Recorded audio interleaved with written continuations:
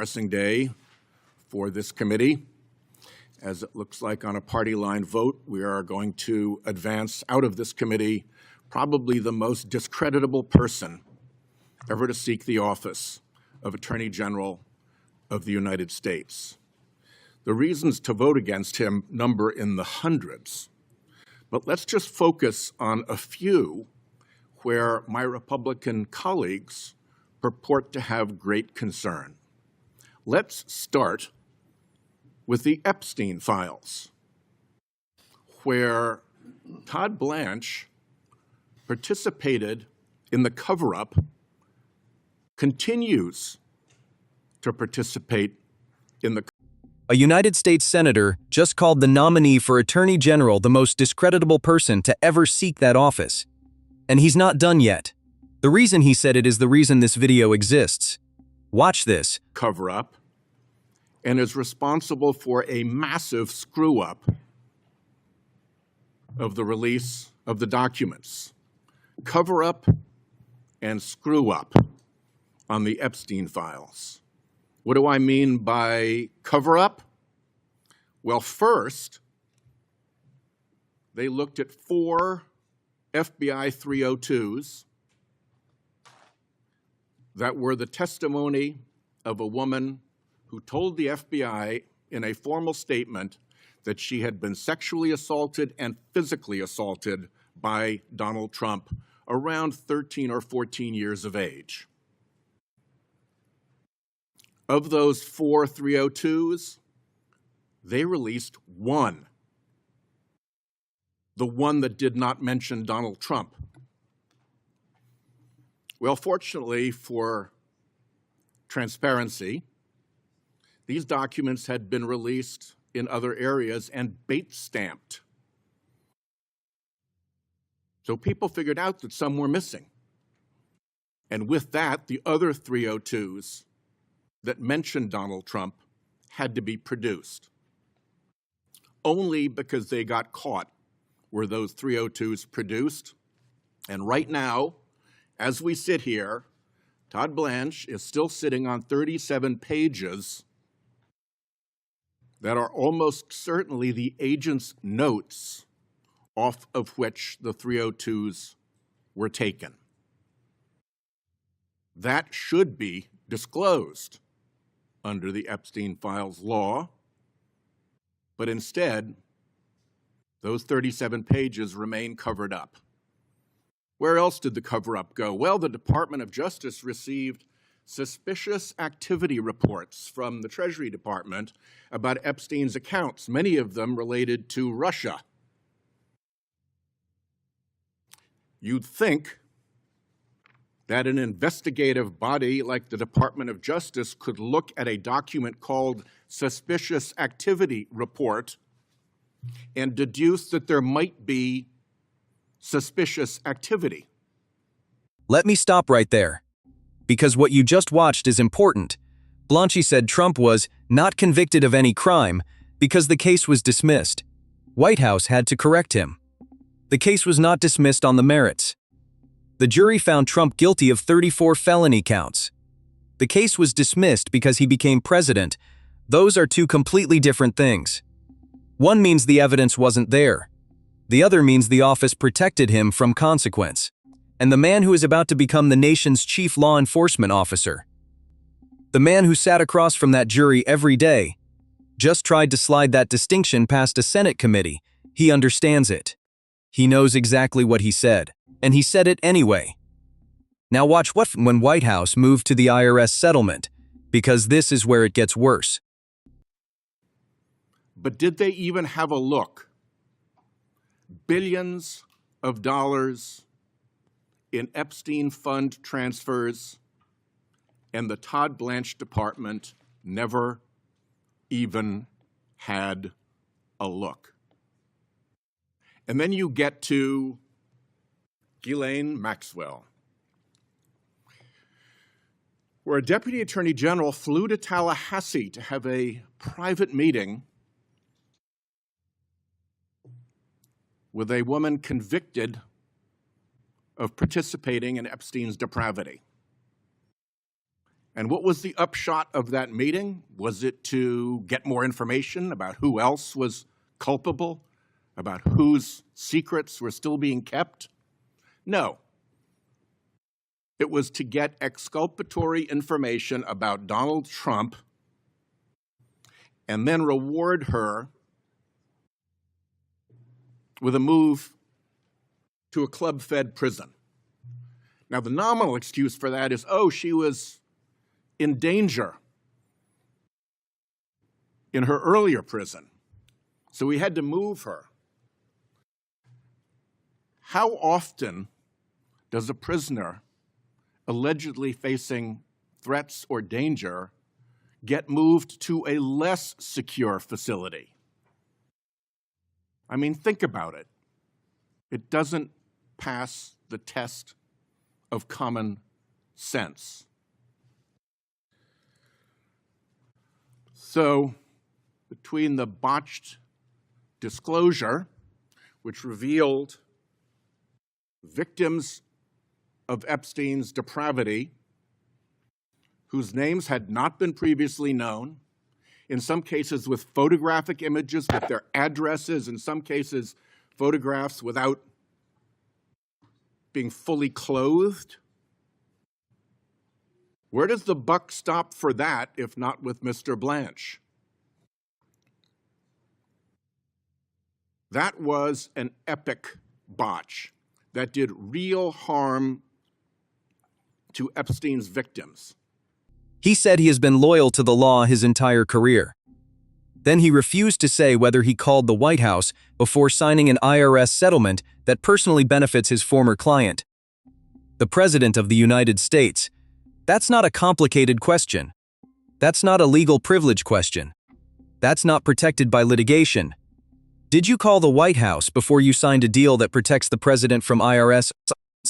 Yes or no, he wouldn't answer. And White House said it plainly. The American people know why. Because if the answer was no, he would have said no. A no takes 1 second. A no costs nothing. He didn't say no.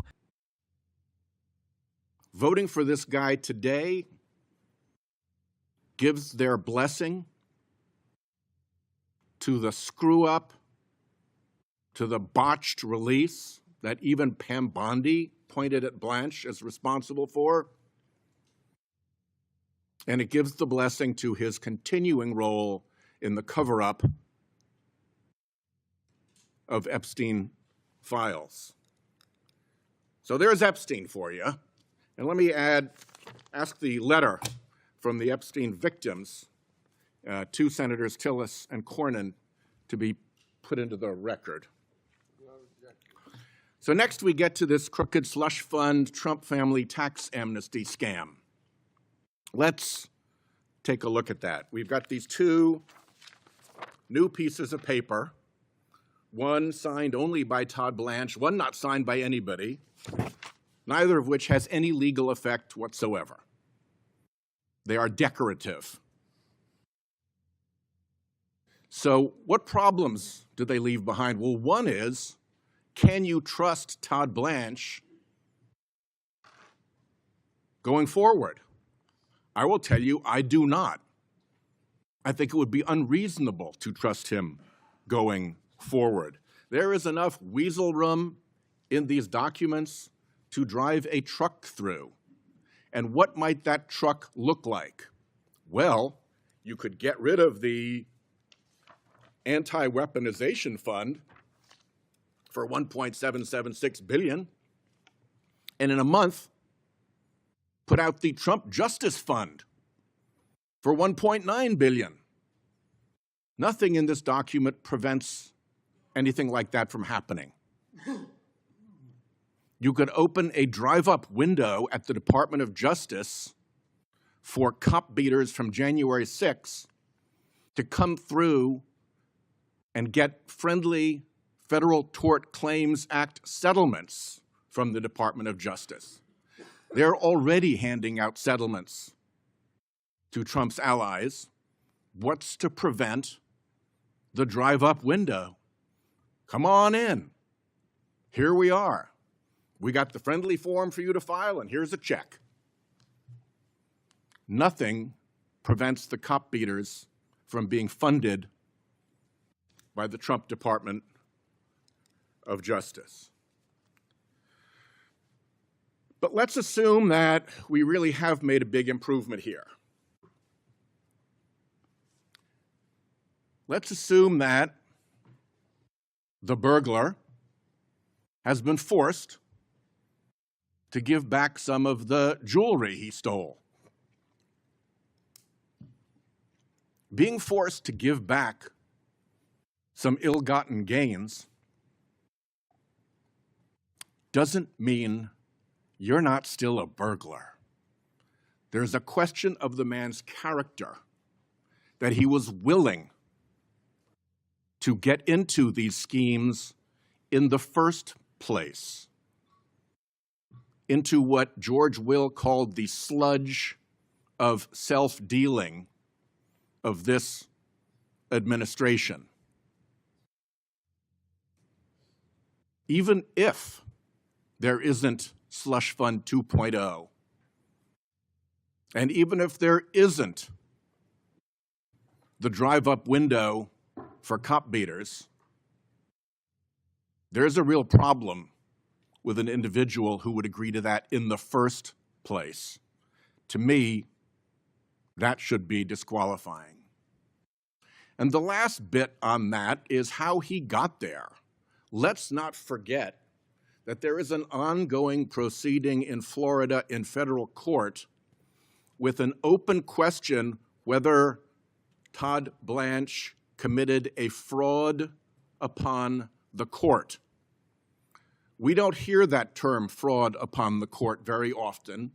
It's probably the worst thing you can accuse someone of in a court proceeding. It means you're an officer of the court. It means you abused the process of the court, and you did so in order to accomplish an unjust and wrongful result. It's actually worse than contempt of court. It is so bad that in the history of the Department of Justice, no senior official has ever been even accused of a fraud upon the court. And we're advancing this guy before that question is settled in Florida, while there's still a bar issue, a disciplinary issue with the New York bar related to that misconduct. Fraud on the court is a big deal, and it's not going away. Then last of all, you've just got the general dishonesty and incompetence of the operation that Todd Blanche is running. And I'm not going to go through the list. It would take the whole day. But let me go through a couple of summaries of it. The Economist magazine, not exactly a left-wing publication, had its lead article, its cover article, on the U.S. Department of Justice, title, Degradation in Process. Degradation in process. I ask unanimous consent to add that article to my remarks. Without objection. Sure. Then here's a story from ProPublica. Federal judges chastise Trump's Justice Department for unlawful, unethical, and unseemly conduct. I'll just read the first sentence. Across the country, federal judges are calling out Department of Justice lawyers, questioning in unprecedented ways whether they can be trusted to tell the truth or uphold centuries-old legal norms. Ask unanimous consent that that article be added to the record. Without objection. So ordered. And then there's a group called Just Security, which reads through decisions from federal judges around the country and gathers the incidences in which the federal judge has challenged the integrity or the competence of the Department of Justice. It's about this thick. I'll just ask to have its introduction put into the record. If my colleagues want to go and look and see what the avalanche of misconduct that Blanche's leadership has precipitated looks like, you know where to find the report. Here's the introduction. It talks about the presumption of regularity, a judicially created doctrine with a long and contested history. The doctrine affords the executive branch a distinct advantage by instructing courts to presume that executive officials have properly discharged their official duties. And what the report characterizes is the destruction of that presumption of regularity in this Department of Justice. So I ask unanimous consent that that be added as well. And then, since I've mentioned it, I'll also ask George Will's article where I described his description of the settlement between the president and the executive branch he heads, exemplifying the administration's sludge of self-dealing. That also be added to the record. Without objection, so ordered.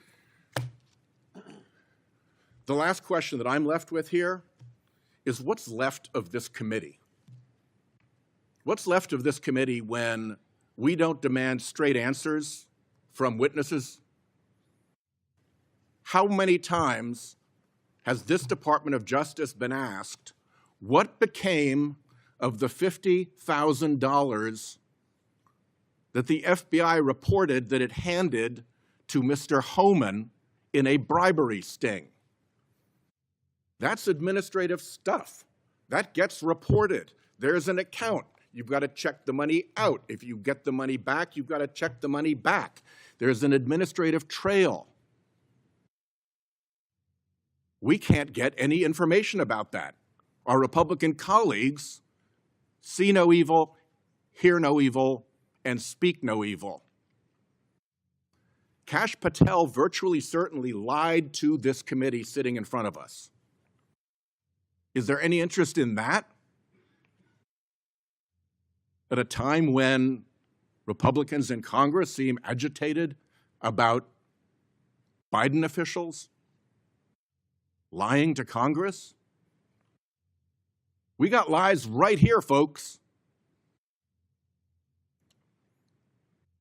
I don't know where this committee goes after it stops being taken seriously, because all you have to be is on the right partisan side to get this committee to roll over and play dead.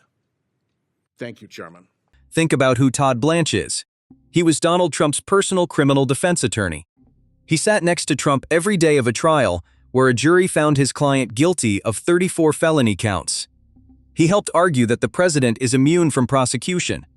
He helped get those convictions dismissed, not because the evidence failed, but because the client became president.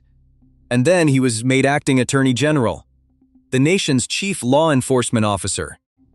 And then, in that position, he signed an IRS settlement agreement that prevents the IRS from assessing Donald Trump, his former client, the man he just helped avoid accountability for 34 felony counts. Whitehouse asked him 5 questions. 5 direct yes or no questions. Did you consult with the White House before signing it? No answer. Did the president direct you to sign it? No answer. Did you consult with White House staff? No answer. Did White House staff communicate with the IRS about the settlement? No answer. Every single one refused. Blocked by deliberative process. Blocked by ongoing litigation. Blocked by prior answer. None of them were deliberative process questions. None of them were litigation questions. They were corruption questions. White House said so. On the record, directly. Here's what I need you to understand. The man who is about to become the Attorney General of the United States, the man who will run the Justice Department, the FBI, the DEA, every federal prosecution in this country, refused to tell Congress whether the president ordered him to sign a deal that protects the president from being audited. That's not legal caution. That's not procedural protection. That's a man who knows what the answer is, and knows what the answer means, and chose silence over accountability. White House closed by saying the American people can draw their own conclusions. The question this country is going to have to answer. Not this committee, not this hearing, but this country is this. When the Attorney General of the United States is the former personal criminal defense attorney of the president, when he signs IRS deals that protect that president from audits, when he refuses to say whether the president ordered him to do it, who exactly is the law protecting? And who is it protecting him from?